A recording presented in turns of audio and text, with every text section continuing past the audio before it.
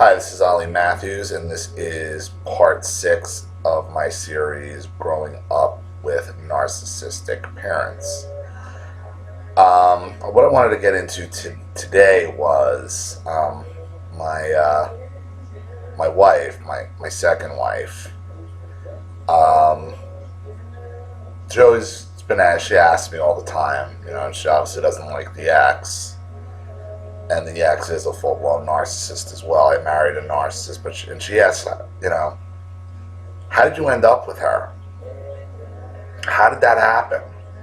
You're complete opposites, yada yada, and she's right. I mean, and it goes beyond your basic new wife, old wife thing. And to really understand what happened, and I really just kind of came to this epiphany last night, where I figured it out, where I finally put my finger on it, how I ended up married to a narcissist and how I actually ended up with my ex-wife. And it's all, again, a direct result of my childhood and my parents and their progression as narcissists as well. I had spoken a couple times about how my mother and father would control me through money, even as a little kid. My birthday money, anytime that I ever got cash, they take it to, we're putting it in the bank, putting it in the bank. And when I was in 7th grade, I was getting picked on a lot, so my parents finally said, all right, we're gonna put him in Taekwondo. All right, great. And it turned out I was really good. I got really good really quick. And lo and behold, a couple months later, as I'm into it, I think I had gotten to like a green belt at that point. And it took me about a year into it. So in 8th grade, I'm like 12 years old, and I take over one of my friend Tommy Doktorsky's paper route. This bi-weekly paper, you go out, you gotta fold it, bag it, throw it. It was like garbage money, but it was, it was a couple blocks at that age, and like either go around on your bike or have your mother drive you around. So as soon as I got my first check, my mother says to me, oh, well, you got to start paying for your own karate now. So, like, my first experience with work is I'm working for something and I get no benefit out of it, because now I'm being forced to pay for the karate, and my mother frames it as, oh, well, you could stop taking karate, and then if you stop taking karate, then you just start getting picked on again. Like, and she actually put that in my head, not realizing at the time, like, they're just setting up to control me. So my first experiences with money and work is working basically for nothing, because it wasn't even, how do you do that to a kid, especially in the 80s? And, I'm growing up in an affluent area, and, I don't want to, cry about, but it's like you're always the kid that it seems like it goes without for no reason. And, you couldn't even ask my mother for money. It's like you never had money. I never had money because they never would give me. So, your friends go to the candy store, and you got to stand there like you're a jerk. So again, it just gives you that lowers your self-worth. And that went on, and she wouldn't let me quit. And she wouldn't let me quit the paper route, and until I was about 15, and then they made me get a job down at the local supermarket, the ShopRite, which was fine because I wanted to start saving for a car, because it was going to be like 2 years. It was just about when I was about to turn 16, so in another year I would have gotten my license and saved for a car. And because the money was going in the bank, they weren't touching it at the time. And I turned 17, I got my license, and I was able to go out, buy my own car, and my own car insurance based on what I was making at ShopRite. as soon as I got that license, I realized for the first time in my life, I didn't have to be in that house anymore. I had other options. And it was the very first time I kind of felt like I had a space of my own, is inside my own car. And I could realize maybe I don't have to be here. I can kind of go where I want. But my parents clued in on that really quick. And what would happen is my mother would then go out of her way to start picking fights with me. And when my mother would pick a fight, like, I would just try to ignore her for hours. And she would follow you from room to room to room, poking and prodding. And then she would make a fast move at you, and you go to flinch, and then it was on. She said, "Oh, you raised your hands to me." And she used to keep a baseball bat and act like, behind her bedroom door, and act like I was like some kind of out of control animal. This was going on a couple times a week. And that really kind of, and that started, like about around 16. And then it got really bad, when I hit 7, when I started driving and out of control. So then my father tries to take my car away from me. And I realized I got him because I own the car. It's registered in my name. I have the title. I insure it. You can't take shit away from me. So he went outside and he disassembled. He tried to take off the alternator, the battery cable, thinking like I wouldn't know what to do. So I went and I put it back on, and then he just ripped it out and wouldn't give it to me.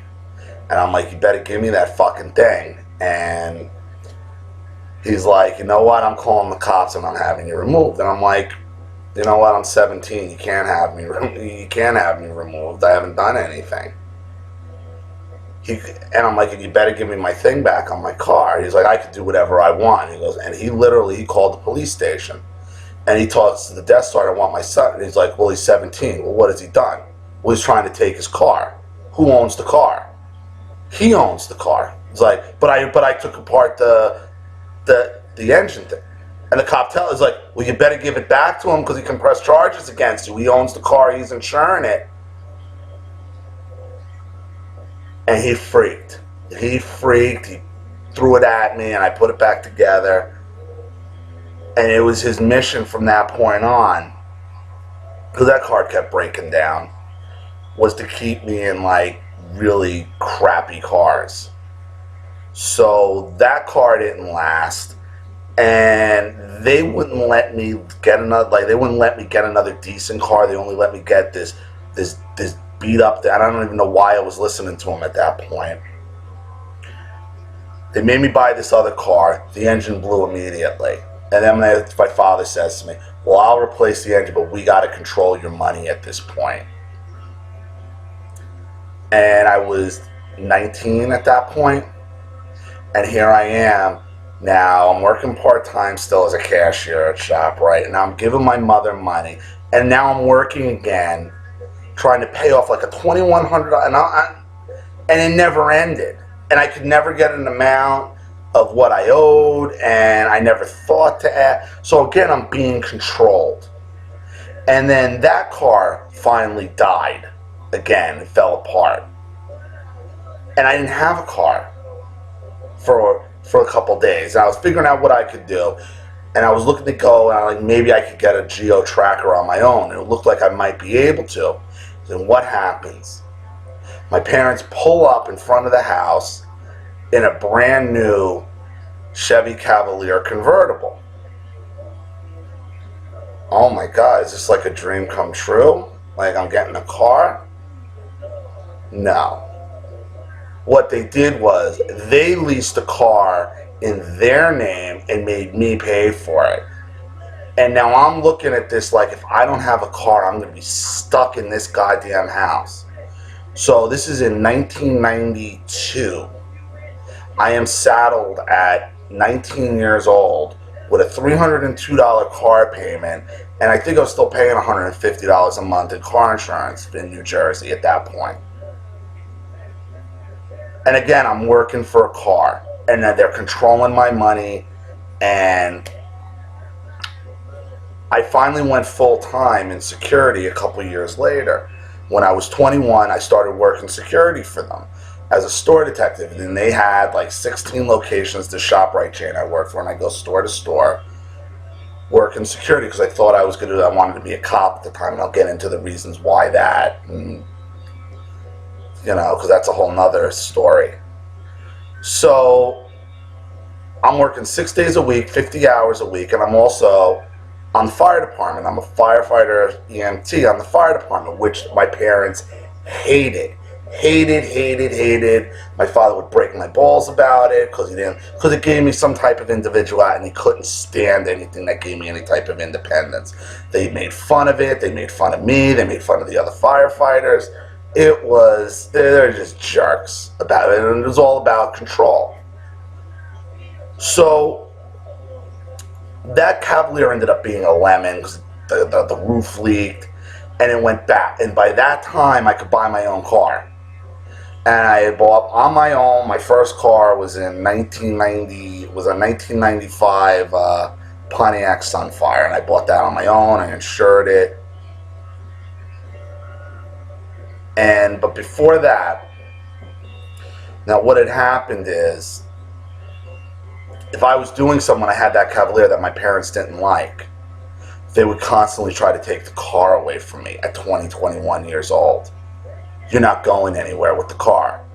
Well, this happened now, what happened was, I had come home on a Friday night after working a lot of hours, and I think I had put in like 60 hours that week. Court cases and everything, because you're locking people up. And they didn't like something, like I didn't pick something up in my room at 21, and I'm working full-time and paying them rent. And also paying them rent in the house and giving them my paycheck every week. And then my mother's giving me like $21 to spend on myself, It was horrible. And finally, I'm like, I'm not giving you my keys. I'm not giving you my car. I'm 21 years old. I'm making X amount. Like, get out of my face. Get out of my face. About 20 minutes later, there's a knock on my bedroom door. It's two cops. My parents called the fucking police on me, telling me I was out of control and I had to leave the house. And and I'm already thinking what is this? And the cops who knew me, because I'm a firefighter in the town, they're like, listen, we're really sorry. Can you just... And I'm like, this is my legal residence. I'm paying them rent. I know they can't just make me leave. They're like, well, your father's saying you made a threat against him, and your mother's backing it up. So they said they want us to arrest you if you don't leave. And he's like, look, and he knew me. And he's like, look, Matt, he's like, just go for a walk for a couple hours. And I walk outside, and my father's laughing. I walk out, and all the neighbors are looking at me, and it was humiliating. It was the most humiliating experience of my life. And there's my father thinking he's I can't control him anymore.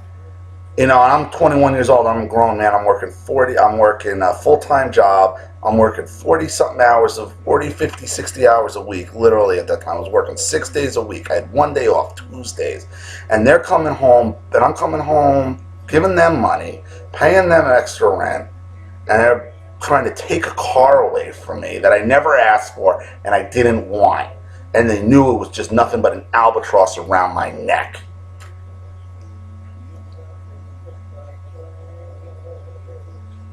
And I left, and I walked around for a couple hours, just like, what am I going to do?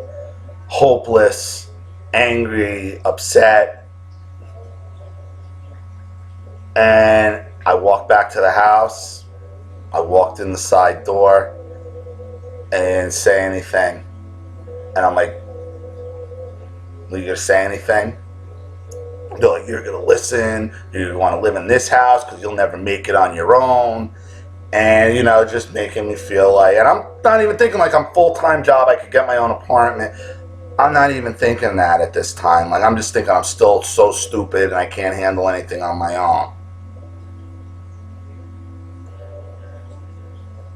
2 days later, I go out on my first date with my ex-wife because somebody said, hey, why don't you take her out? I was in her, she worked for ShopRite in Wayne, and I was in her store, and one of her friends like made a comment to go to a concert with her, and I was just like numb to it. I'm like, yeah, whatever. And subconsciously, because I didn't like her, I didn't like her attitude, I wasn't attracted to her.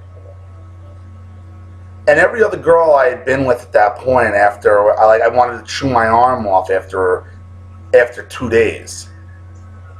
And I couldn't understand, like, if I don't like this girl, because it was a fear of being alone. Because I was at a point where, like, these people, my parents had traumatized me to the point where I was looking for anything to get out. Anything else to hang my hat on where I could get out or some kind of support. And I ended up going to another narcissist who treated me just the same way as my parents did, indifferent, like just handed the torch of abuse to the ex. And that went on with her for 14 years. Between dating and married to her, 14 years. And it's horrible. I mean, we got a horrible relationship now. I had to stand up for myself. I couldn't do it anymore. And again, this is all because of the pattern of abuse started from my parents. You know, the control factors that started from when I was a child to control me through money, to get your hands on my money. They understood if you could get your hands on his money and make him feel like he had, seal him off, alienate him from any other type of options. And that's their pattern. They are divide and conqueror type of narcissists. Whether they're physically doing it through money means or cars or trying to build alliances where they're talking shit about you behind your back. You know, if you listen to that first phone call with my mother says, who do you have? Who do you have? Meaning, who's on your side? I never stopped to count. Because I'm not giving, up until now, I never really gave my side. Because it was nobody's fucking business. And my brother told them, it's real easy to get people to agree with you when they're only hearing your side of the story. And your fucking bullshit lies. And it's not it's not the case completely. Because I have spoken to my aunt here and there. And I'm like, why do you allow this to continue to happen?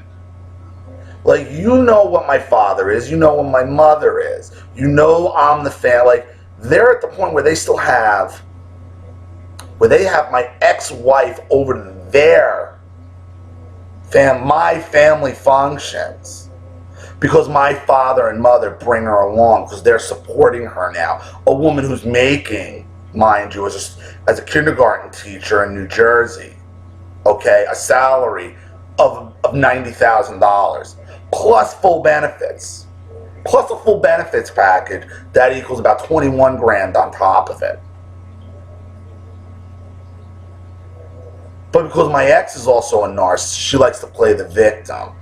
Oh, pity me, gimme through pity. That type of narcissist. That's what I married. And they said to me, we want to see Erin, who's my daughter.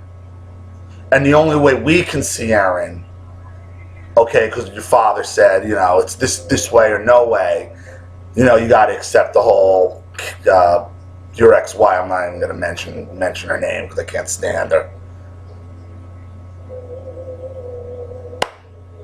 Now, I only half believe that based on what this aunt did to her own sister, Lita, who I spoke about, where they did the same thing to her.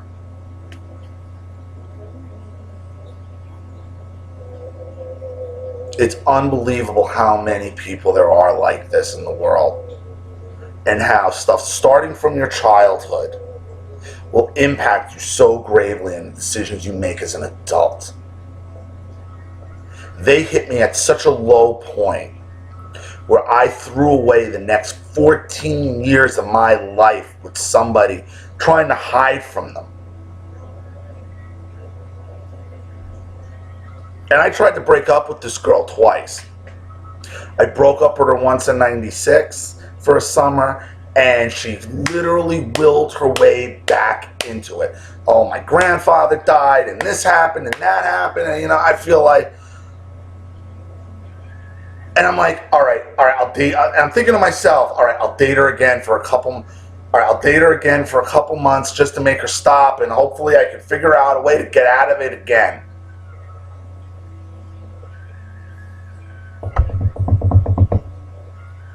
And at that point, I finally moved out of my house with my best friend, and we got an apartment. We had a really nice apartment, and it was January. We moved out. In February, I tried to break up with my ex-wife. Like, I had it. I had my own place. I was starting to feel like, all right. I got some independence now. This can work. I just got to get rid of this anchor, which is a narcissist, that I didn't realize was a narcissist at the time. And I tried to break up with her, and then she shows up at my apartment, and she wouldn't leave. She literally wore me down again. Again, she wore me down.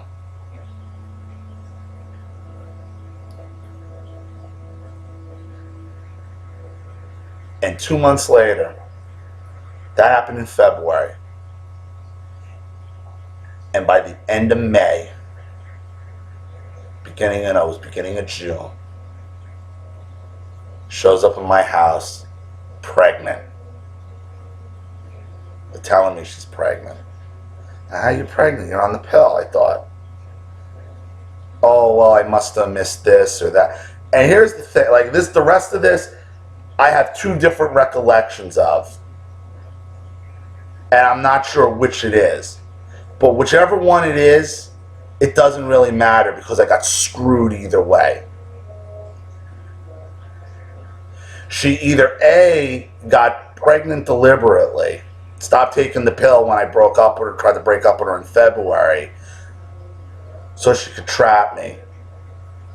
Or she told me that she was pregnant.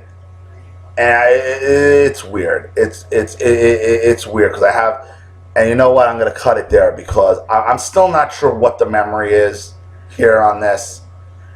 Let's just say there's something fishy about her being pregnant because she didn't. When she told me she was pregnant, I was so panicked because the first thing I thought, like, my parents are going to kill me. I was 23. I was 23. Like, oh my God, like, and here's the thing with my ex, she's older than me. Like, when I met her, I was 20, she was 24, or I was 21, she was 25, and I didn't notice at the time that everybody she hung out with was 4 to 5 years younger than her. And what it ended up being is she did that because people her own age couldn't stand her, and it was much easier to control people younger than you. And me included. So, you would figure a 23 and a 27-year-old should have been able to handle this in 1997. But, she was like, oh, well, I can't really keep it because I've been taking my birth control pills the whole time. So I have to get rid of it.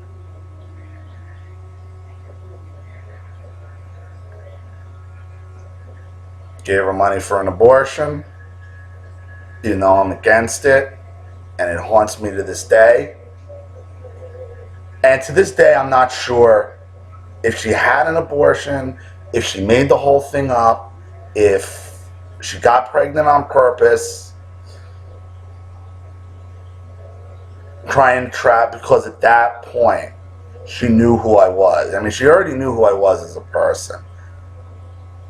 And something said to me, you gotta marry her. You gotta marry her, you gotta marry her, you gotta marry her. And like an idiot,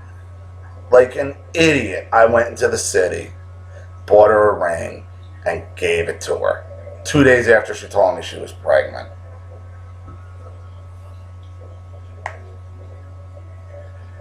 I had nobody to talk to. I had nobody to confide in. You know, I couldn't go to my parents. I thought I couldn't go to my parents. I knew I couldn't go to my parents.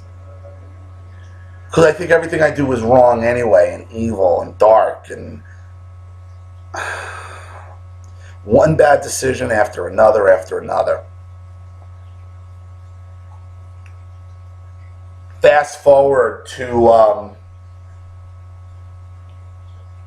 when my wife is pregnant with Aaron in 2003. And I had my computer room. We had bought a house, and I had my computer room upstairs. And I had gotten home early from work, and I don't think she knew I was home.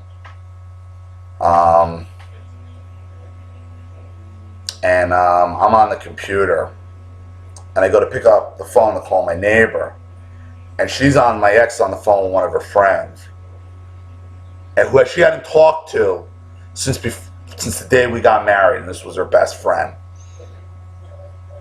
who was calling her now that she was pregnant some 5 years later. And just as she says to her, see, I told you telling him he was pregnant would work. That's what her friend said to her. That's what I heard. So now what do I do, right? So now I know she's actually pregnant.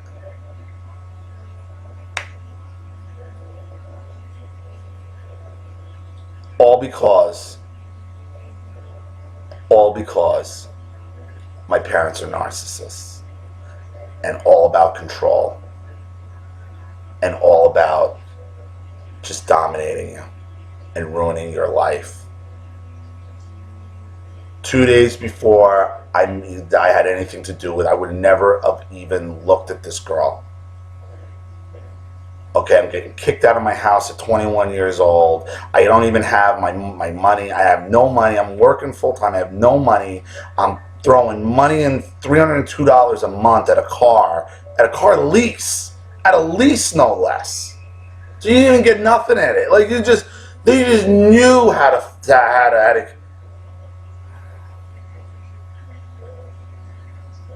That's why now is so important. That's why taking back my life now, and no matter what you do, you got to take back your life now. You can't wait, and you only got a certain amount of years. I wasted 36 years literally spinning my wheels with no identity. I've been down here, I moved down here on my 38th birthday, and I'm 40 now, so I've been here about 3 years. And just now, I feel like I'm almost coming out of a fog where I can start really focusing on it, because I needed a good 3 years to literally decompress and evaluate and think. Sometimes you got to take the time you need. I'm going to get into more of my relationship now with my daughter and how they're affecting that, more about my childhood and the abuse. It's just so much. And I'm sorry this video went on longer than the other ones, but I kind of had a feeling it would, based on the how much material there is. I look forward to any of your comments. Please like and subscribe, and I will see you real soon. Thanks.